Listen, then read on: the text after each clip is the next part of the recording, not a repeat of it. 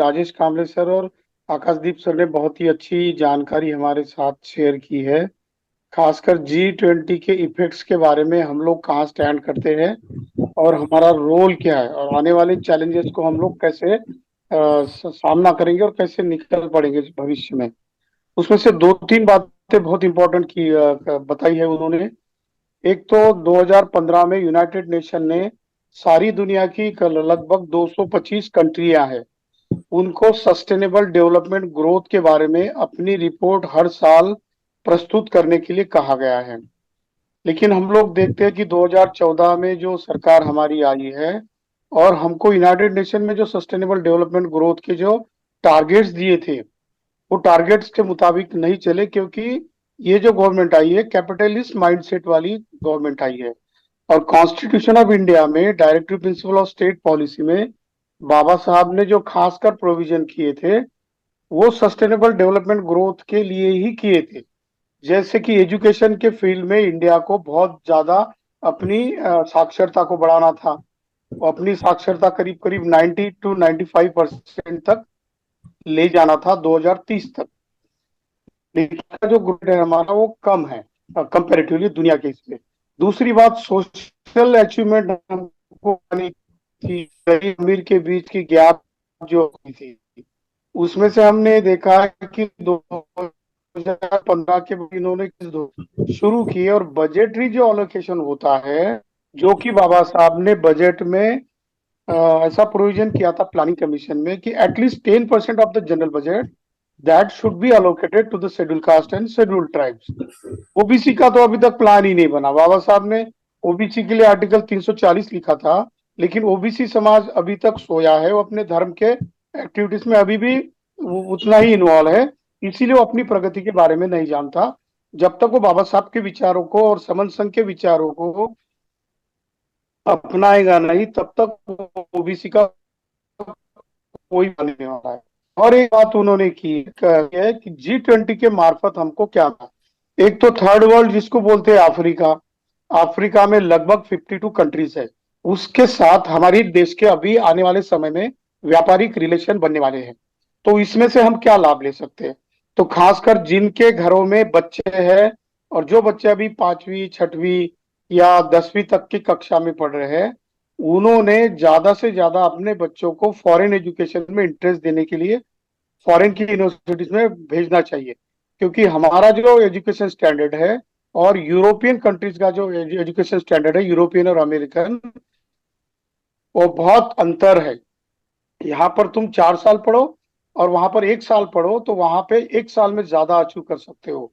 तो ये एक टारगेट हम अपने बच्चों को दे देना चाहिए। उस हिसाब से हम लोग अपना समन संघ का भी प्लानिंग उस तरीके से हम कर सकते हैं।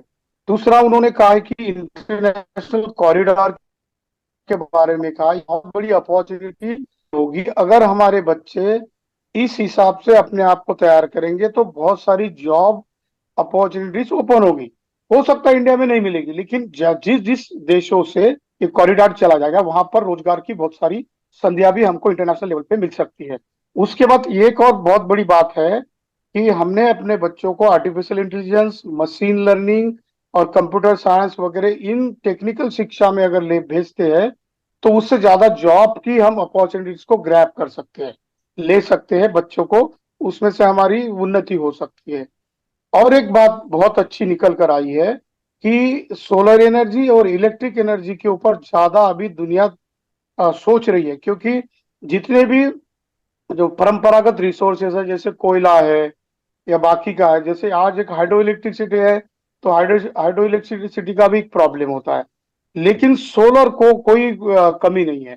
तो इसीलिए इलेक्ट्रिक व्हीकल्स में अभी सबसे ज्यादा दुनिया में इंडिया बहुत बड़ा ग्राहक है। क्योंकि हमारी पॉपुलेशन, हमने पिछले साल चाइना को भी ओवरटेक किया है। तो इसीलिए इसकी एक खुशी की बात यह है कि हमारा करीबी दोस्त है, जो कि समन संघी है, उसकी राजेश कांबले सर और हमारे साथ चर्चा हो गई है। उसको चाइना का और इंडिया के इलेक्ट्रिक 2 व्हीलर व्हीकल का लाइसेंस मिल गया है।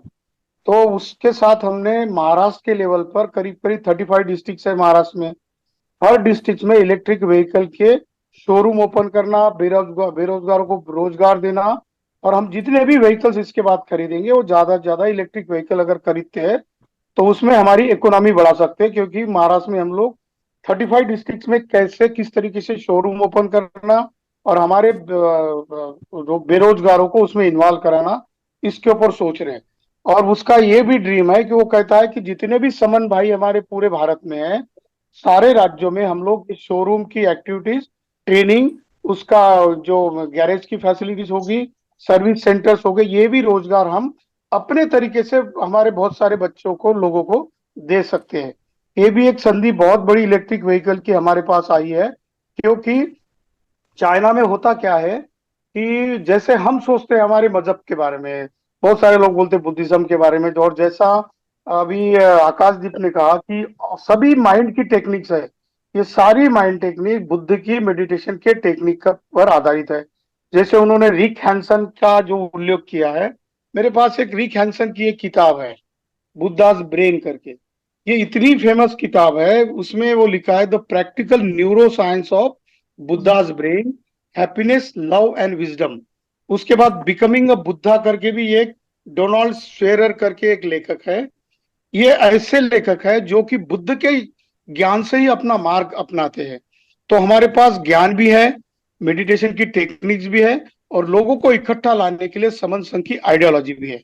ऐसे में हम लोग अगर इकट्ठा रहते हैं, तो जैसा कि राजेश कांबले सर बार बार यूथ लोगों को बोलते हैं कि ज्यादा से ज्यादा संख्या में अगर यूथ अगर संडे के क्लास में ज्वाइन हो जाएंगे, तो आने वाले समय में हम लोग artificial intelligence, machine learning, computer science, electric technology, solar technology, job opportunities, private कंपनियां और फॉरेन कंट्रीज में किस तरीके से हम लोग जॉब मिला सकते हैं, और इंडिया में उसका बेनिफिट लेके, क्योंकि वर्ल्ड जो ओपन है, जैसा चाहे सरकार किसी की भी हो भारत में, अगर चाइना का कोई बुद्धिस्ट व्यक्ति या हमारा समन भाई जो है वर्ल्ड वाइड समन, वो अगर हमको उसकी कंपनी का अगर टेक ओवर करता है या लाइसेंस देता है, एमओयू करता है, जो कि जापान में है, कोरिया में है, ताइवान में है, और बहुत सारी टेक्निकल एक्सपर्ट और ये एकदम प्रगत कंट्री है, उनके साथ भी हम लोग टाइप कर सकते हैं। इसीलिए आज का जो कंसेप्ट उनका था, एक बीज बीज था, उन्होंने जो बीज डाला, इसके ऊपर समन संघ हो सकता है भविष्य में। जैसे हमारे यूथ बढ़ेंगे तो यूथ के लिए एक स्पेशलाइज क्लास भी ले सकेंगे, क्योंकि हमारा पोर्टल है 24 आवर्स ओपन है। तो उसमें से संडे हो या सैटरडे हो या किसी छुट्टी का दिन हो, तो ऐसे वक्त हम लोग सारे यूथ लोगों के अलग से समन संघ के पोर्टल पे प्रोग्राम लेंगे, उनको जॉब की अपॉर्चुनिटीज, लेकिन बेसिक नॉलेज जो है बुद्धास ब्रेन, मेडिटेशन टेक्निक्स, और इकट्ठा आने की, और इकट्ठा रहकर अपने सोच को ज्यादा से ज्यादा इकट्ठा करने की सोच जो है वो हम डेवलप कर सकते हैं। मुझे समन संघ ने आज मौका दिया, इसलिए मुझे इतना ही कहना था। और राजेश कांबले सर और आकाशदीप सर अपने अपने फील्ड में बहुत एक्सपर्ट है, और उनके करीब 25 दोस्त है, मिनिमम 25 ऐसे दोस्त है दुनिया में, कि जो कि दुनिया की बड़ी कंपनियों के सीईओज है, बड़े बड़े पोजीशन पर है। वो लोग अपना ज्ञान देना चाहते हैं समन संघ के सारे यूथ लोगों को।